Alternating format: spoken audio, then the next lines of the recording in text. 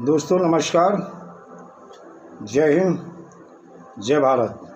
नाम रमेश सिंह, ठगी पीड़ित जमाकर्ता परिवार तब जब संगठन, उत्तर प्रदेश।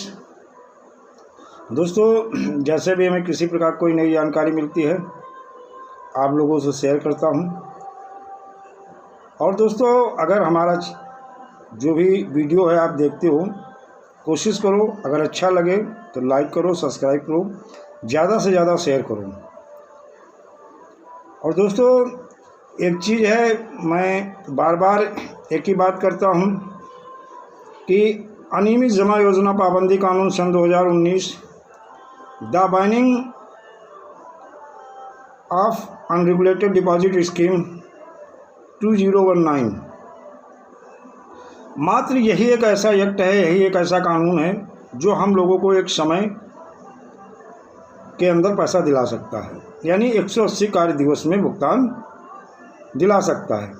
क्योंकि इसके पहले भी हम कई कंपनी को देख रहे हैं, जैसे सहारा इंडिया है, सन 2012 में ऑर्डर हुआ सुप्रीम कोर्ट का, एक जनरल ऑर्डर था, आज तक किसी का भुगतान नहीं हुआ। पीसीएल इंडिया में देख लिया जाए, पल्स में सन 2016 में ऑर्डर हुआ और किसी का भुगतान नहीं हुआ। और देखा जाए साईं प्रकाश प्रॉपर्टी डेवलपमेंट लिमिटेड, जिसमें WP 145/17 में सन 2017 में ऑर्डर हुआ और उस ऑर्डर को कलेक्टर भोपाल के वहाँ गया और कलेक्टर भोपाल ने एक फॉर्मेलिटी अदा करते हुए उन्होंने तहसीलदार को लिख दिया, पुलिस अधीक्षक को एक पत्र भेज दिया, एक पुलिस महानिरीक्षक को भेजा, लेकिन कुछ नहीं हुआ। 17 का ऑर्डर हुआ, 17 देखते रहे, 18 देखते रहे, 19 और 20 में हमने फिर कंटेम्प्ट किया। जब कंटेम्प्ट किया तो फिर उच्च न्यायालय जबलपुर ने एक ऑर्डर किया 26/11/2020 में, और कलेक्टर भोपाल को 30 वर्किंग डे यानी जो है 30 कार्य दिवस में कार्रवाई करने का ऑर्डर दिया। जो ऑर्डर पहले तो कलेक्टर भोपाल लेने से मना किया, फिर रजिस्टर्ड डाक द्वारा मैंने भिजवाया, एक मुख्यमंत्री को भेजा, एक चीफ सेक्रेटरी को भेजा, एक गृह मंत्री को भेजा, एक कलेक्टर को, ये 4 रजिस्टर्ड डाक द्वारा मैंने भेजा और उन्होंने फिर रिसीव किया। उसके बाद कार्रवाई किया उन्होंने, कलेक्टर भोपाल को ऑर्डर किया कि उच्च न्यायालय जबलपुर का ऑर्डर हुआ और जो संपत्ति है उसकी कुर्की की जाए।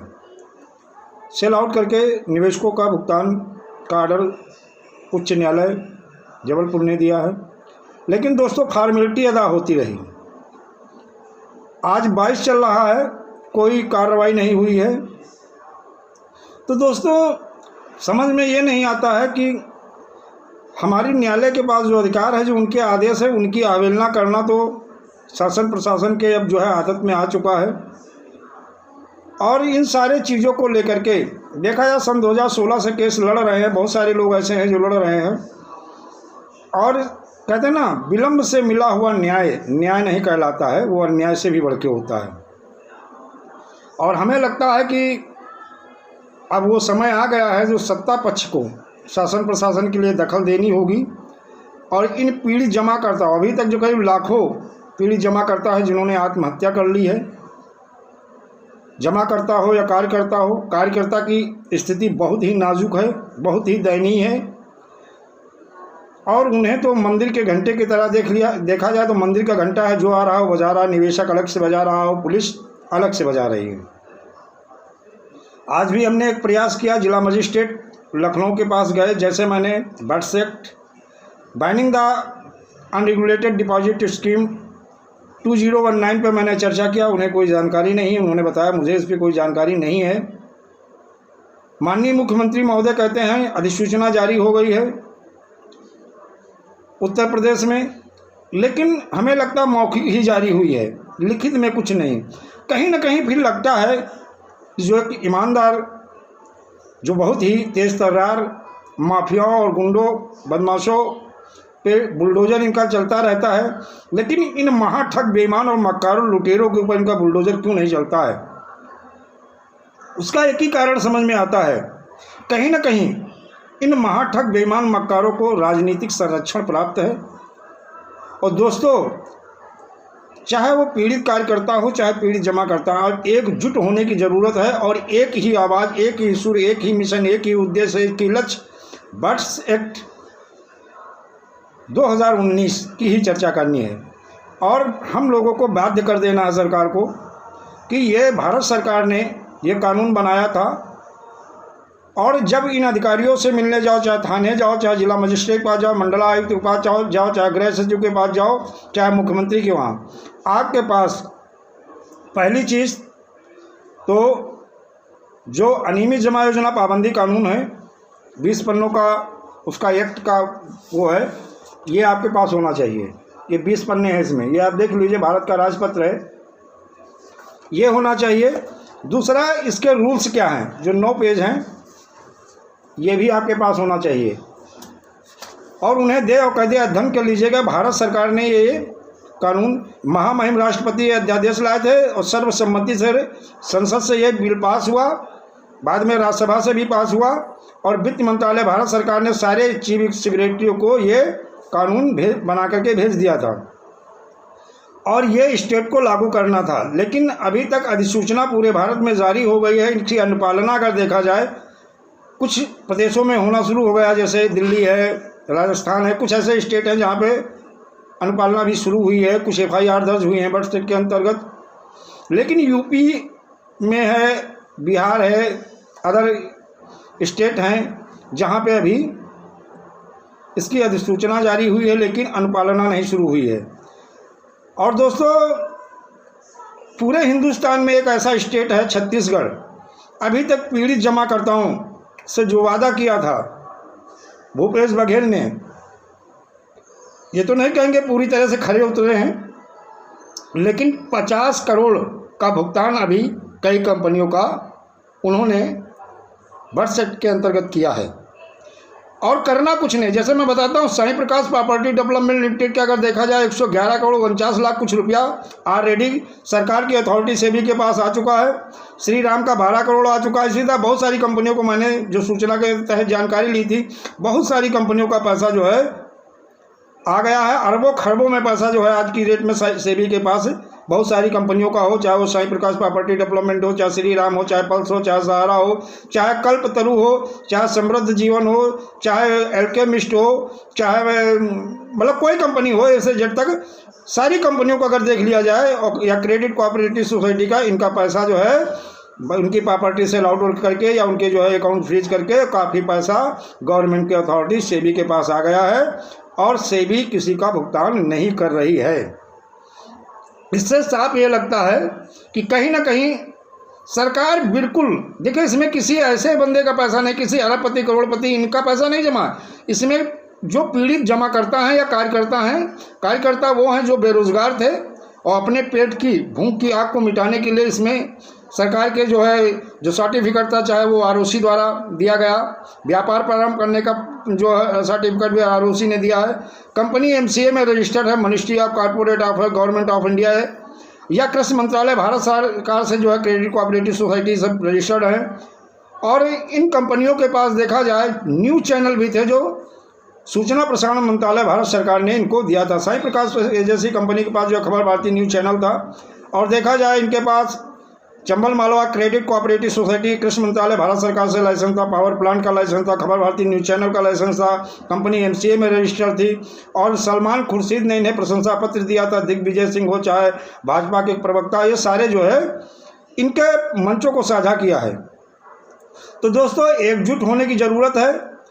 आज जब जिला मजिस्ट्रेट के पास गए, उन्हें इस कानून की कोई जानकारी नहीं थी, लेकिन अब हमने ये सारे निकला लिए हैं कागज़, और एक बार फिर इनके पास जाएंगे और इसकी जानकारी देंगे कि सर, भारत सरकार ने, जैसे सहारा का एक मैटर हरदोई का आया, जहाँ पे उन्होंने मुख्यमंत्री महोदय को एक पत्र भेजा था, एक पुलिस अधीक्षक को भेजा था, एक थाना प्रभारी को भेजा था, एक मंडलायुक्त को भेजा था, जिला मजिस्ट्रेट को भेजा था। तो इनको कल बुलाया गया था, कल इनके पास फ़ोन आया था, आज बुलाया गया था। ये लोग गए और वहाँ जाने के बाद में जैसे इन्होंने चर्चा की, बताया सहारा इंडिया का मामला था। उन्होंने कहा, देखिए, ऐसा है कि हम FIR नहीं लिख सकते हैं, और क्योंकि मेरे पास ऐसा कोई वो नहीं है, या तो आप पुलिस कमिश्नर से लिखवा के लाओ तब हम FIR लिखेंगे, या कोई अधिकारी अगर लिख कर देता। मेरे पास जो है इस एक्ट की ना जानकारी है ना मैं लिखूँगा। और ये वहीं जो SI हैं उन्होंने एक बात कही कि ठीक है आप आ गए हो, FIR लिखवा लीजिए, लेकिन हम इस एक्ट के विषय में जानकारी नहीं, मैं FIR नहीं लिखूंगा। लेकिन अगर कोई पीड़ित जमा करता आता है तो आपके खिलाफ हमें FIR लिखने में कोई दिक्कत नहीं है। यानी एजेंट के खिलाफ FIR लिखने में इन्हें दिक्कत नहीं है, लेकिन महाठग बेईमान मक्का लुटेरा सुब्रत राय के खिलाफ इनकी हिम्मत नहीं है कि ये FIR लिख ले। तो दोस्तों एक ही चीज़ है, अब एकजुट होने की ज़रूरत है, और एक होकर के सारे लोग एक ही बात करनी है। बर्थ एक्ट अनियमित जमा योजना पाबंदी कानून सन 2019 के तहत हम लोगों की FIR दर्ज की जाए। अगर नहीं की जाती है तो अभी हम कानूनी तौर तरीके से संविधान और कानून के दायरे में ही रह के लड़ेंगे, और आगे भी इसी के दायरे में रह के ही लड़ाई लड़नी है। लेकिन सन 2024 में सारे लोग, जिस तरह से लोग कहते हैं कि हम बूथ जीतेंगे, चुनाव जीतेंगे, तो हम बूथ हरवाएंगे, चुनाव हरवाएंगे। चाहे वो भाजपा हो, चाहे सपा हो, चाहे कांग्रेस हो, चाहे आम आदमी पार्टी हो, चाहे ये आपके तृणमूल कांग्रेस हो, चाहे शिवसेना हो, कोई भी जब तक पार्टी, ये सभी एकजुट हैं। ये जब ठगों को बचाने का नंबर है, और ये कोई और नहीं है, इन्हीं के अपने लोग हैं, इन्हीं का संरक्षण प्राप्त है, इन सारी राजनीतिक पार्टियों का संरक्षण इन्हें प्राप्त है। इसीलिए ये महाठग बेईमान मक्का लुटेरों को बचा रहे हैं, और गरीब और किसान मजदूर और गरीबों का शोषण कर रहे हैं। इसलिए एकजुट होने की ज़रूरत है दोस्तों। एकजुट हो जाओ और एक मंच पे आ जाओ, और एक ही आवाज़, एक ही नारा, एक ही उद्देश्य, एक ही लक्ष्य, एक ही टारगेट, बर्थ एक्ट यानी the winning unregulated deposit scheme सन 2019 की ही चर्चा करनी है, और इसी के तहत FIR लिखवानी है। क्योंकि इसमें ऐसे रूल्स हैं कि आपको मान लो जैसे FIR दर्ज हो जाएगी, आप भुगतान का दावा सक्षम अधिकारी के पास जैसे आप पेश करोगे, ट्रायल पूरा करके 180 कार्य दिवस में, चाहे स्टेट गवर्नमेंट हो चाहे सेंट्रल गवर्नमेंट हो, आपका पैसा भुगतान करने के लिए बाध्य है। इसके लिए आप अपने पीड़ित जमाकर्ताओं से आप लोगों को मिलना होगा, उन्हें सारी बातें बतानी होगी, और उन्हें इसलिए तैयार करना होगा। सारे एकजुट होंगे। जब तक निवेशक आपके साथ नहीं आएगा तब तक इस जंग को आप आसानी से जीत नहीं पाओगे। तो दोस्तों जैसे अगर कोई हमें जानकारी मिलती है, हम लगातार प्रयास कर रहे हैं और आगे भी प्रयास करते रहेंगे, और हमारी अब अंतिम सांस तक एक ही लड़ाई रहेगी कि पीड़ित जमाकर्ता, इन गरीब मजदूर और जिन लोगों ने अपनी प्रॉपर्टी बेच करके, मान लो इस लड़की की शादी के लिए पैसा जमा किया था। जैसे हम अहमदपुर खालसा गए, वहाँ एक महिला ने बताया कि हमने जो ज़मीन बेची थी 7,80,000 रुपये Shri Ram real estate and business solution company में उन्होंने जमा किया था। एक बंदा और मिला था जिसने 3,50,000 रुपये जमा किया था। कंपनी ने बताया, वादा किया था कि हमें 2 गुना पैसा देंगे, लेकिन कंपनी अपने वादे से मुकर गई, और सारे अपने देखा जाए तो सारे ब्रांचों में इनके जो है ताला लग गया, और ये कंपनी के जो CMD जेल चले गए, इनके डायरेक्टर जो है वो जेल चले गए, और वो लोग आज दर दर भटक रहे हैं। तो इन गरीब और मजदूर और इन सबकी लड़ाई हम आपको मिल के लड़ना है, और इन्हें भी शामिल करना है साथ। तो दोस्तों जैसे अगर कोई जानकारी आएगी हम आपको देंगे। अगर वीडियो अच्छा लगे तो लाइक करें, सब्सक्राइब करें। दोस्तों जय हिंद, जय भारत, वंदे मातरम।